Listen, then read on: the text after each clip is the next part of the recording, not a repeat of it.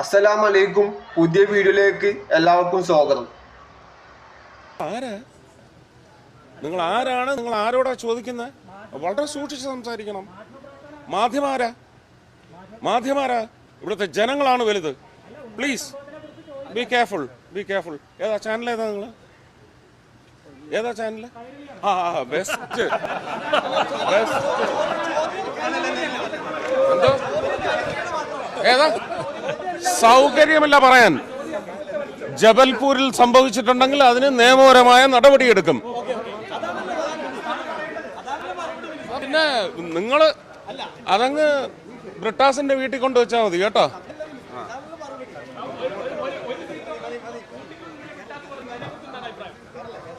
അതിന് വേറൊരു അക്ഷരം മാറ്റണം.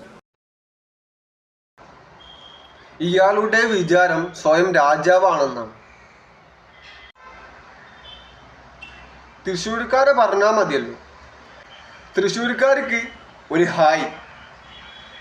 സുരേഷ് ഗോപിനെ ജയിപ്പിച്ചു വിട്ടതിൽ മാധ്യമങ്ങൾക്ക് ഒരു പങ്കുണ്ട്. അനുഭവിച്ചോ?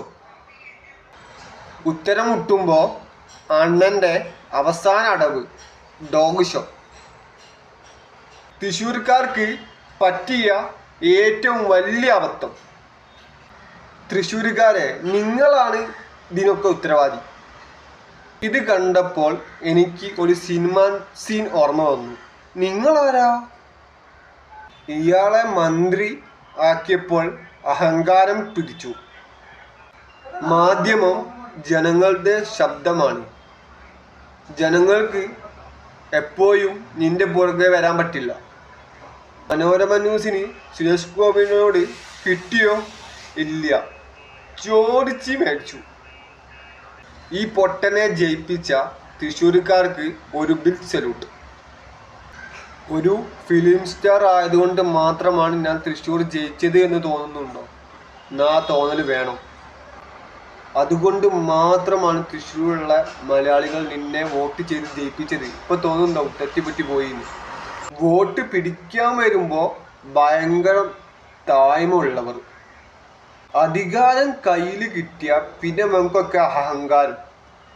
ഇങ്ങനെ ജയിപ്പിച്ച് വിട്ടവരെ വേണം ആദ്യം പറയാൻ. കുറച്ച് മര്യാദ വേണ്ടേ? തൃശ്ശൂർക്കാർക്ക് സന്തോഷമായല്ലോ. തൃശ്ശൂർ തോറ്റു, സുരേഷ് ഗോപി ജയിച്ചു. മാധ്യമങ്ങൾ സുരേഷ് ഗോപിനോട് ചോദ്യം ചോദിച്ചുകൊണ്ട് തന്നെ ഇരിക്കണം. അല്ലാണ്ട് സുരേഷ് ഗോപിനെ ഭയന്ന് ജീവിക്കേണ്ട കാര്യമില്ല. മര്യാദക്ക് ഇയാൾ ഒരു സിനിമാ നടൻ മാത്രം ആയാൽ മതിയായിരുന്നു. വീഡിയോ ഇഷ്ടപ്പെട്ടാൽ സബ്സ്ക്രൈബ് ചെയ്യുക, ലൈക്ക് ചെയ്യുക, ഷെയർ ചെയ്യുക, കമൻറ്റ് ചെയ്യുക. അടുത്ത വീഡിയോ കാണുന്നവരെ ബൈ.